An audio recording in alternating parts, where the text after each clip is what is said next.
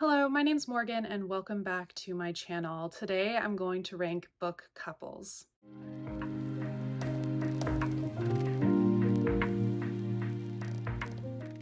Thank you to the person who left this recommendation in the comments section.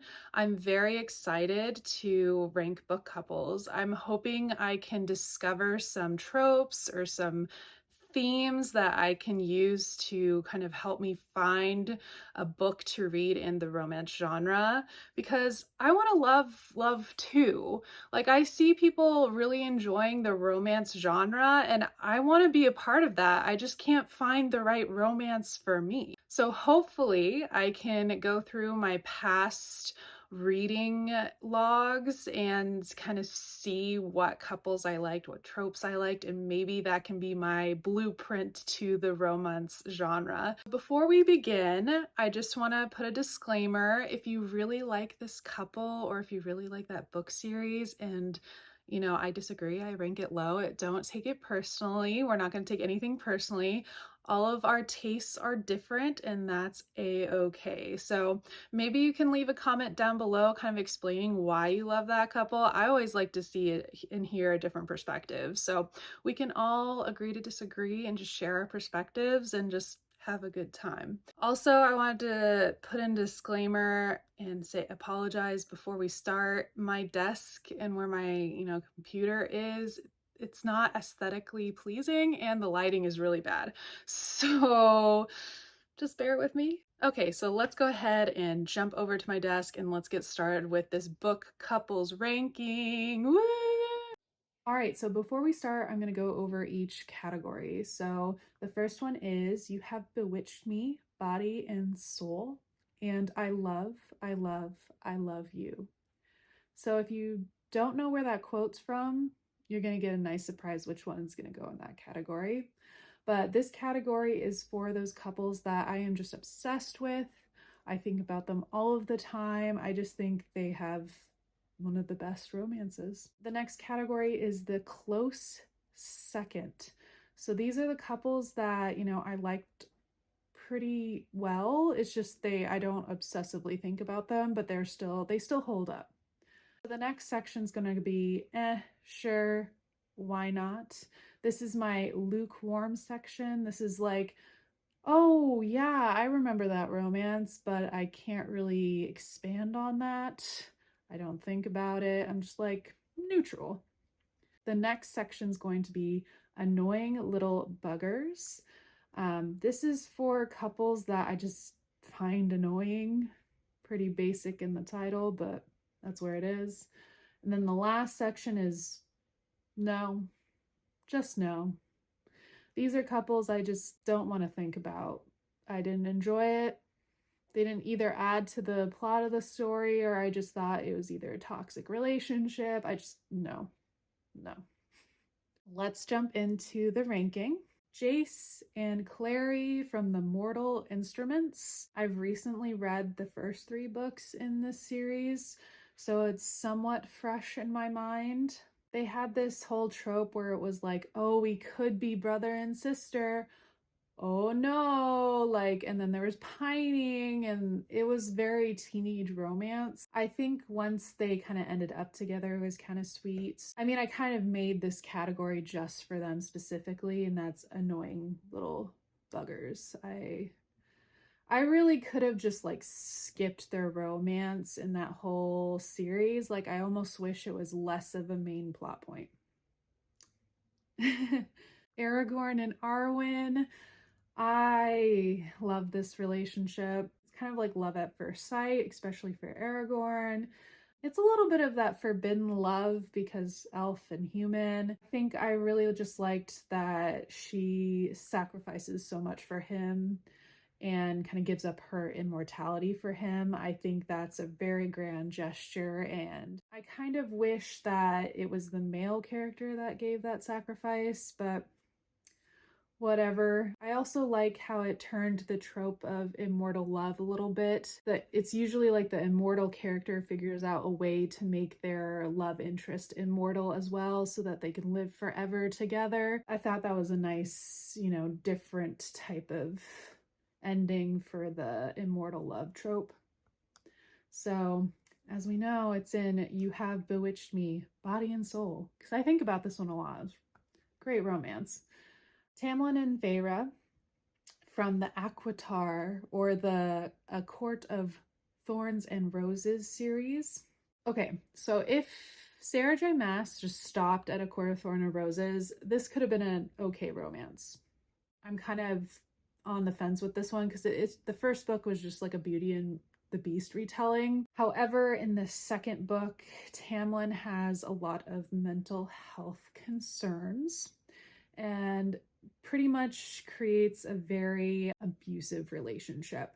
I don't support abusive relationships whatsoever at all.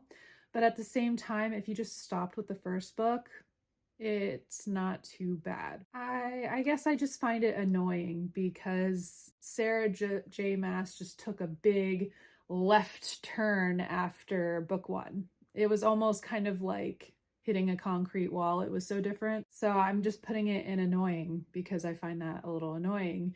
Everything was going fine, and then the starting of like book two, everything just fell apart. So just annoying. Zodiac. So this is going to be Ro and Hyson. This was a cute little relationship. I thought it was really cute. I think it's kind of like one of those young love, first love relationships. There is a love triangle. I'm not going to go over the love triangle. I'm just gonna go with this couple.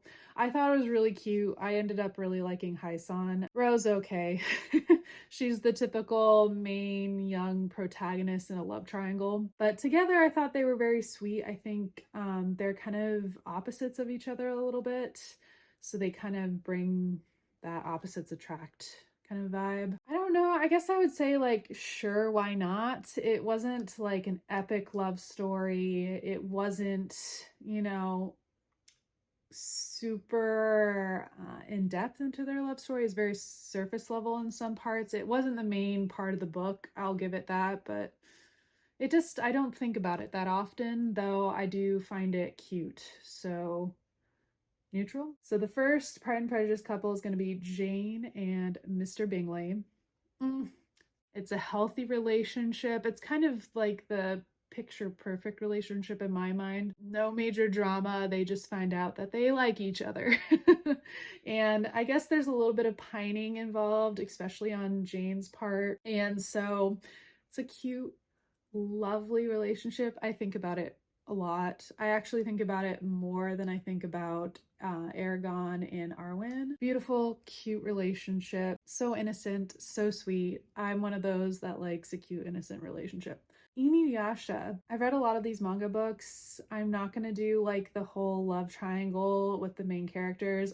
I just want to talk about this one because this was my favorite relationship of that whole manga, and that is Sango and Moroku.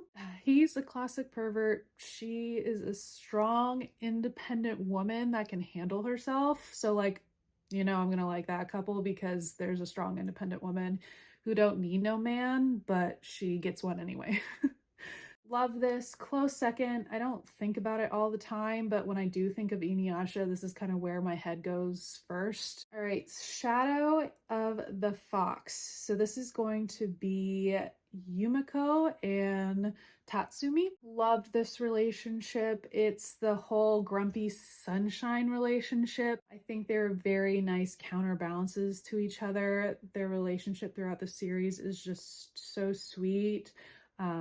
The kind of the guarded, grumpy one kind of opens his heart to the sweet sunshine. I really liked Yumiko and Tatsumi. I think about this one actually a lot. So I'm going to put it up in You Have Bewitched Me, Body and Soul. Next one, Bloom, Ari, and Hector. I mean, I had to actually look at my notes to remember the characters' names, and I also don't think about it at all anymore. So I'll be like, you know, sure, why not? I think they had some drama, but at the end they get together and it's really cute. I can't even pull out a trope for that one. I don't even remember, so I'm sure, why not? All right, so the next couple we're going to talk about is Kyo and Toru from Fruits Basket.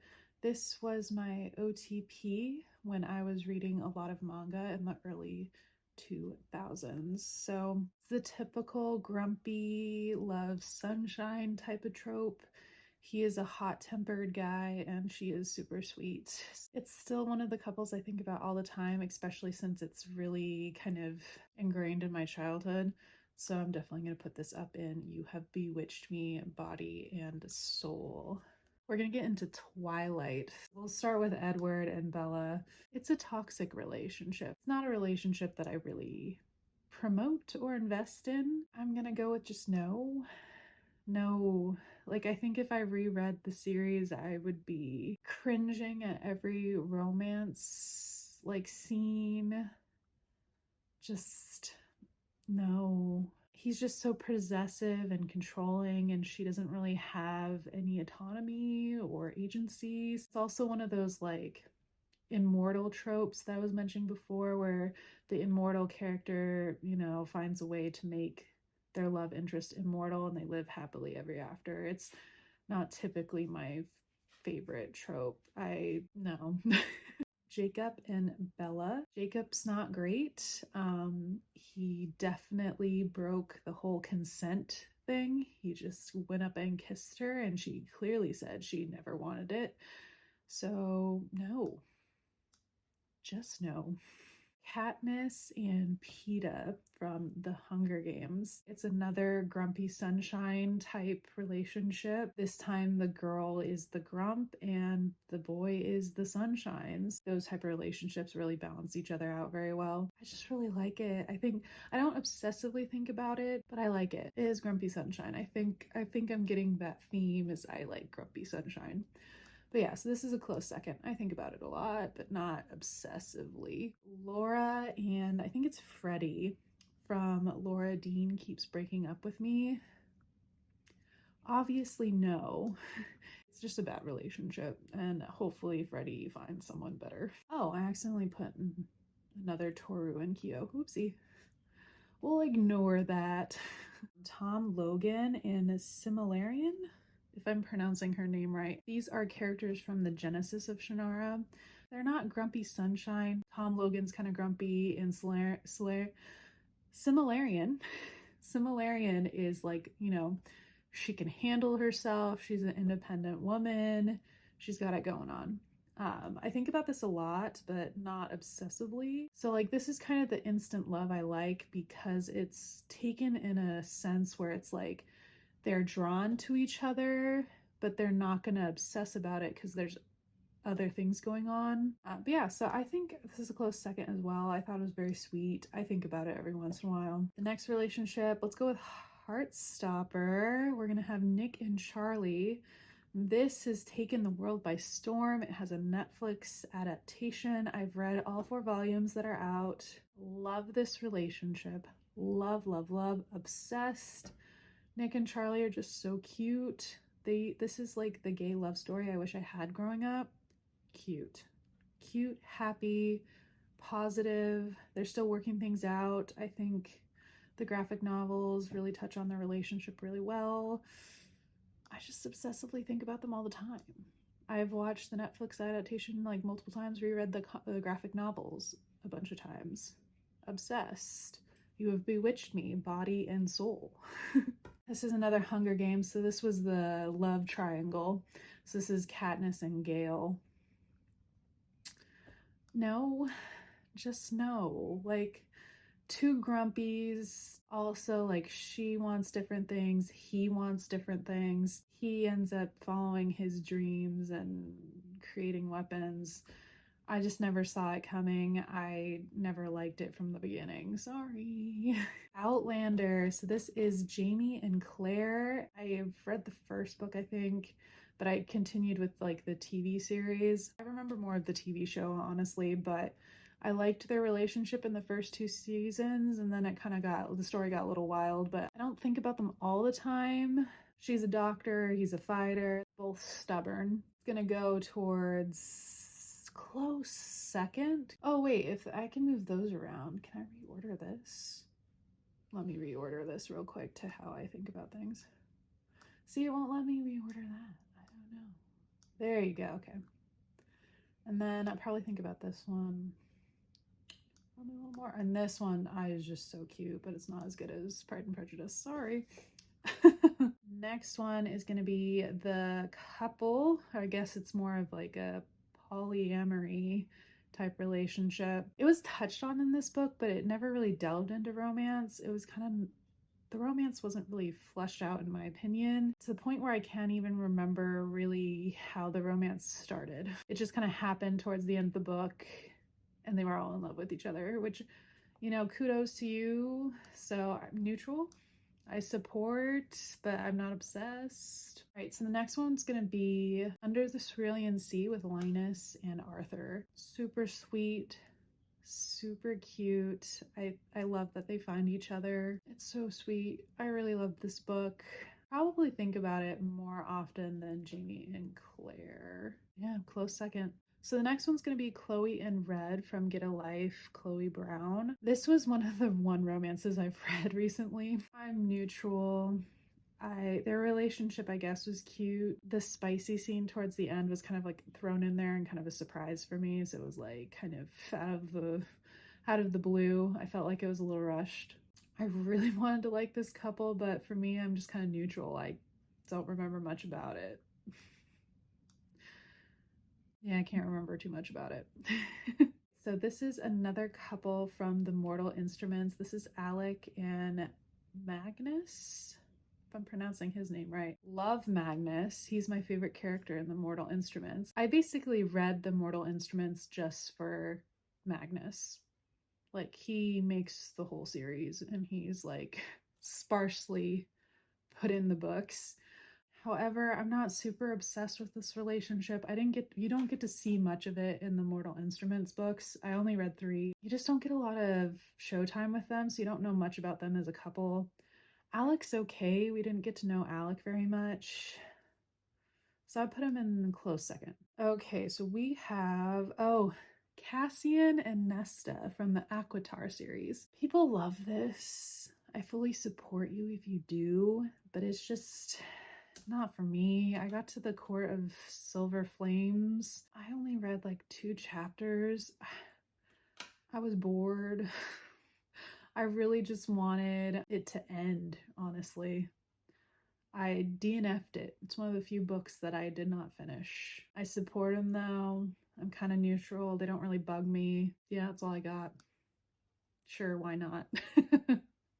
So the next couple we have is Yuki and Utsumi from Sign of Affection. Love this book. I think it's kind of grumpy, sunshiny a little bit. I mean, he's not grumpy. He's just very placid. He doesn't show a lot of emotion, and she's like really cute and girly. It's very cute. I think about it all the time. It's one of my like favorite mangas right now, so it's going up with You Have Bewitched Me Body and Soul. I think it's the cutest relationship I've read so far. But I guess it's not really miscommunication trope, but they have a lot of miscommunications because they have a language barrier. So the next couple we're going to talk about is Elizabeth and Mr. Darcy from Pride and Prejudice. I mean, it's supposedly like the start of Enemies to Lovers, the original. I think I really liked it because it's also a redemption arc. They kind of have to get over their Pride and Prejudice. So I definitely, obviously, given away by the quote in that category, You've Bewitched Me Body and Soul. However, I'm kind of one of those weirdos that kind of liked Bingley's and Jane's relationship only a little bit more than Darcy and Elizabeth's. I've tried many Enemies to Lovers, and this just holds up true. I can't find anything to kind of replicate it. So Tris and Five from Divergent. Oh, did that series take a dive bomb? I read all 3 books. At first, I was kind of into the whole Tris and Four relationship. It was okay. Then it kind of got off track towards the end. And not the whole like, oh, we're growing apart or we're having like fights or any problems like that. The relationship didn't really hold up throughout the series. They started having problems, but they were kind of problems I didn't really understand why that would tear them apart. I guess annoying. I mean, I don't know. It's just one of those things where it's like, I barely remember them. Not very noteworthy. It's annoying that they had this weird spat at the end that made no sense to me, but I also don't like hate it, so that's why I didn't want to put it in no just no. Moving on. Feyre and Rhysand. I don't know how to pronounce anyone's name in that book, but this is from the Aquatar series. So this relationship basically kind of starts in book 2. So that's where I was mentioning before, where it's like you hit a concrete wall and it's a hard left. This couple comes to be. It's the kind of like the dark playboy who like puts on this front, but truly he's like a sweetheart and like super nice on the inside. And Feyre's the typical girl in a love triangle. They have a playful relationship. They really love each other. They supposedly have healthier boundaries compared to her and Tamlin. Sure, why not? I think that whole Aquatar series, in terms of romance, nothing really kind of got to me. Nah, I kind of cringed mostly through both of these romances. I was like, all right, how many pages do I got to flip to move on to the main plot point? But you know, if you love these two, good for you. You love Aquatar, good for you. The Time Traveler's Wife. I read this book so long ago. I can barely remember it. I watched the movie and then I've watched a couple episodes of the new series, and this is where that photo comes from. So this is going to be Henry and Claire. See, I couldn't even remember their names. It's been so long. I can barely remember them, so sure, why not? Under the Whispering Door, and the couple is Wallace and Hugo. Loved this book. Loved this relationship. I think they're so sweet with each other. CJ Clune really just has a way with like making a like a overworked, grumpy character and then a sweet, soulful character fall in love with each other. Top tier. Love this romance. This is what I want in a romance book. So definitely, obviously, can't stop thinking about it. Right there. Beautiful. They have definitely bewitched my body and soul. Literally, because they talk about souls. Prince and the Dressmaker. And this is going to be, I think it's Sebastian and Francis. So this was my first romance graphical novel. This has got what got me into graphical novels recently. Such a sweet relationship. They do have a realistic conflict that they have to overcome. I think the way that they're drawn to each other, it's definitely not a traditional relationship. It's basically about a prince who cross-dresses and she makes the dresses for him and they fall in love at the end. It's so sweet. I really like this one. I definitely would put it pretty far up there. It's kind of like on the tail end of You Have Bewitched Me Body and Soul, and it's close second. I think I might put it at the top of close second almost. Put her like right in here, maybe. Okay, so the next one is Sick Kids in Love. And this one is about Isabel and Sasha. They're both sick kids. They both have chronic illnesses. They kind of bond over that at the beginning. There's some drama. I think it was very sweet. I just don't think about it that often. I wish I did, because I love that they, kind of highlight love for people who are, disabled or have chronic illness. Like, this is a great kind of representation. So I wish I loved it a little bit more. But unfortunately, I think I'll probably put it in the end of close second. I don't think about it that often, but I really love it. It's a cute, like, high school romance. So let's ignore the controversy of the new movie that just came out with Dakota Johnson. But we're going to talk about Persuasion. Anne and Frederick, if I remember his first name. Last name is Wentworth or something like that. I love Jane Austen. This is kind of my second favorite book of hers. The relationship's cute. I like the second chance trope in this one specifically. I think it's because I also like that it touches on persuasion. I just love how it talks about persuasion and how that can impact people's lives. I think it's cute and sweet. I think their fun jabs at each other while they're pining over each other is pretty funny. I wouldn't say I've obsessively think about it, but it is one of my favorite Jane Austen books, but I think it's at the top of close second, a little bit higher than, Wallace and Claire and Jamie and all of these other ones. So That's where it's gonna sit. Okay, so what we have left is basically manga. So there's some non-canon relationships in here just because I don't read a lot of romance.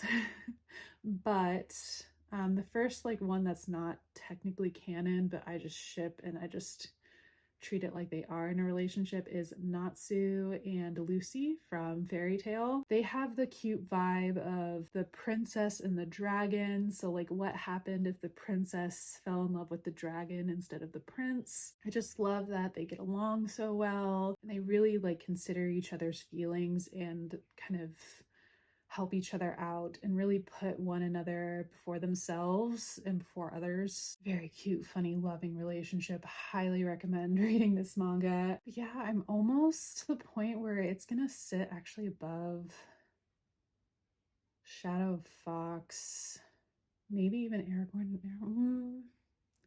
Yeah, I kind of do. I fall for that. Okay. Yeah, so that's gonna live in You Bewitch Me Body and Soul. All right, we've reached Naruto. So I've read a lot of the manga, watched a lot of the anime. There's so many pairings in this. I'll go for the ones that are canon first. So let's talk about Naruto and Hinata. This is the canon relationship for Naruto. It's kind of like the shy girl meets like way too outgoing guy.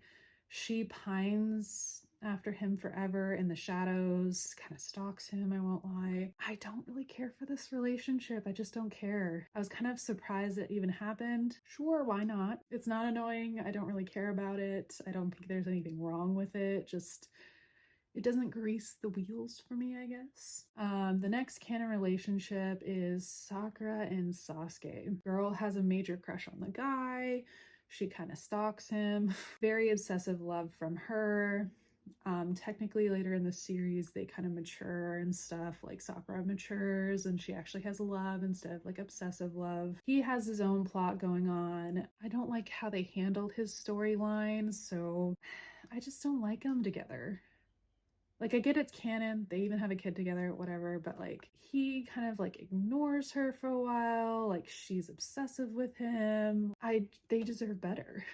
Like, each one deserves someone better for them. So this is where it comes in, where I'm just gonna kind of go over all of the other pairings in this manga and tell you why I like them basically more than what has become canon. First one is, why didn't Sasuke and Naruto just get together? They're obsessed with each other, they love each other, they have a special bond. I mean, they're basically, their whole goal of Naruto is to find Sasuke. I think they should have been together.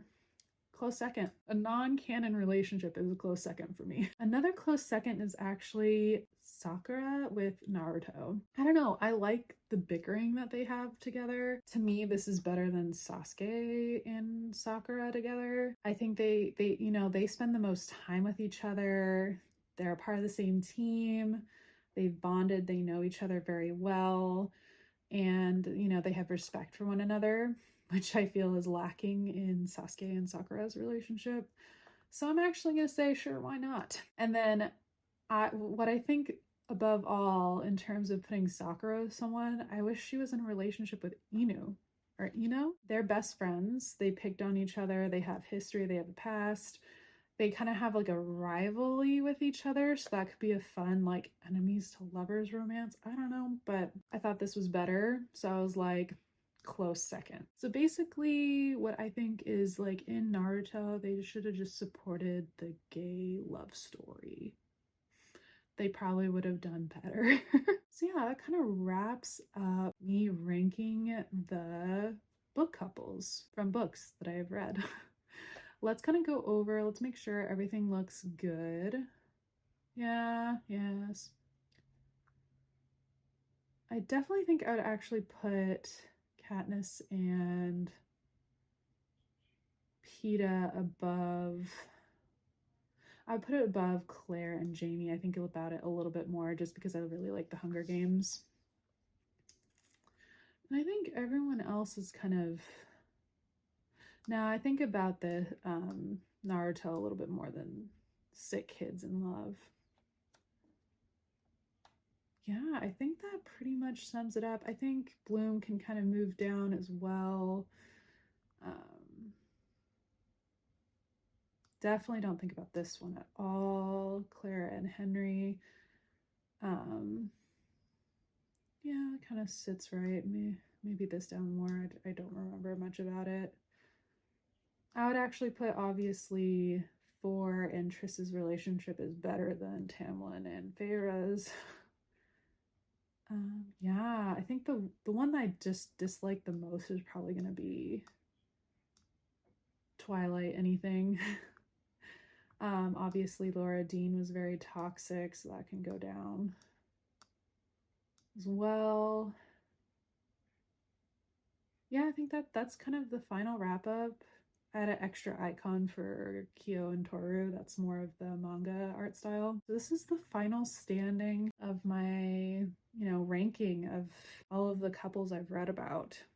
That's a wrap. So that's how I ranked all of the couples from the books that I have read. I basically discovered that I need an enemies to lovers with like a redemption arc or like second chance romance that also has like grumpy sunshine, that kind of vibe. That might be the romance trope for me. So if you have any suggestions, leave them down in the comments section.